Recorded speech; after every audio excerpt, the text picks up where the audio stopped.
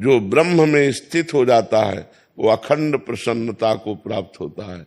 ब्रह्म भगवान राम, भगवान कृष्ण, जो भी भगवान के रूप हैं जितने, वो सब ब्रह्म रूप हैं। जब हमारा मन भगवान में लग जाता है तो देखो, भगवान की रची हुई माया जनित वस्तुओं की प्राप्ति में जो क्षणिक प्रसन्नता नहीं होती उसे हर्ष कहते हैं। प्रसन्नता नहीं होती उसे हर्ष कहते हैं।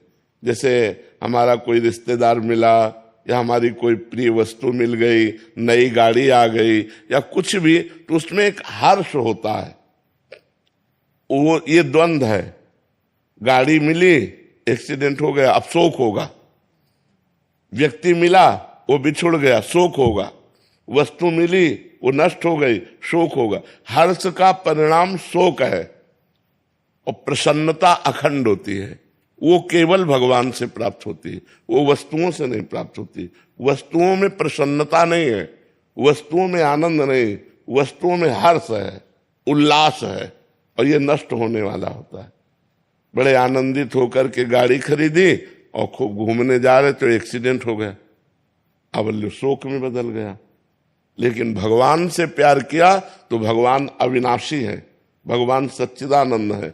वास्तविक प्रसन्नता भगवान से मिलती है।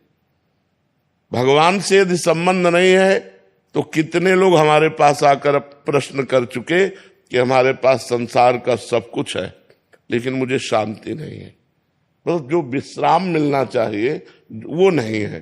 तो वो सांसारिक भोगों में तो है नहीं, वो तो भगवान में मिलेगा। जितना नाम जप करोगे उतना ही प्रसन्न रहोगे, चाहे जैसी परिस्थिति हो। यदि भगवान का भजन नहीं है तो जीवन में प्रसन्नता नहीं आ सकती है, पक्की बात समझ लो। आजकल बहुत लोग डिप्रेशन में जा रहे हैं, अधिकतर लोग डिप्रेशन में जा रहे हैं। क्यों? क्योंकि भगवान का भरोसा नहीं, भगवान का बल नहीं, भगवान का भजन नहीं, गंदा खान पान, गंदा चिंतन, और इतना नकारात्मक चिंतन हो गया कि वो भयभीत बने। डिप्रेशन वाला आदमी हर समय भयभीत रहता है, वो कल्पना कर करके परेशान रहता है। इसलिए हमें लगता है कि हम ओवर थिंकिंग से बचने के लिए, डिप्रेशन से बचने के लिए, अशांति, भय, दुख से बचने के लिए भगवान का आश्रय लें और भगवान का नाम जप खूब करें, भगवान की कथाएं सुने और भगवान की सेवा करें। घर में ठाकुर जी जरूर विराजमान होना चाहिए। सबको अपने घर में ठाकुर जी विराजमान करने चाहिए, भगवान विराजमान करने, थोड़ी देर उनकी पूजा करनी चाहिए, थोड़ी देर उनको सामने कीर्तन करना चाहिए, उनकी दंडवत करनी चाहिए। एक बार भगवान कृष्ण को प्रणाम करने से 10 अश्वमेध यज्ञ का फल प्राप्त होता है। 10 अश्वमेध यज्ञ का फल प्राप्त होने वाले को पुनर्जन्म होगा, क्योंकि पुण्य नष्ट होंगे लेकिन कृष्ण प्रणामी न पुनर्भवाए।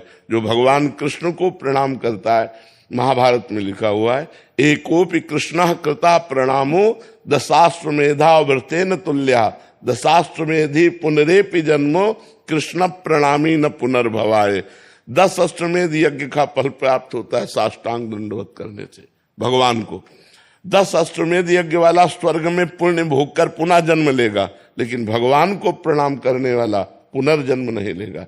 तो अपने घर में ठाकुर जी विराजमान करे, उनको भोग लगावे, उनकी आरती करे, कीर्तन करे, उनके सामने नाचे, उनके सामने दंडवत करे, हाथ जोड़कर प्रार्थना करे, अभी मंगल हो जाए, अभी आनंद हो जाए। तो घर में तो टीवी लगाए हैं, पर इधर उधर की बातें देखते हैं, मन को प्रभु में लगाना नहीं, तो फिर अशांति नहीं तो और क्या। अब जिसको देखो मोबाइल में लगा रहता है, जिसको देखो मोबाइल में लगा रहता है। 1 मिनट भी मोबाइल से अलग रहना पसंद नहीं है कि शांति से बैठकर भगवान का चिंतन कर रहे हैं, शास्त्रों का स्वाध्याय कर रहे हैं, ठाकुर जी की सेवा कर रहे हैं। मोबाइल में इतनी प्रीति हो गई कि अगर ठाकुर जी की सेवा होगी तो बगल में रखा रहेगा वो, और वो कुन्न कुन्न करता ही रहता है तो मन एकाग्र नहीं हो पाता ना ठाकुर सेवा में ना भजन में। तो देखो किसका मैसेज आया, देखो किसका। तो इसलिए नाम जप करो, भगवान की सेवा करो।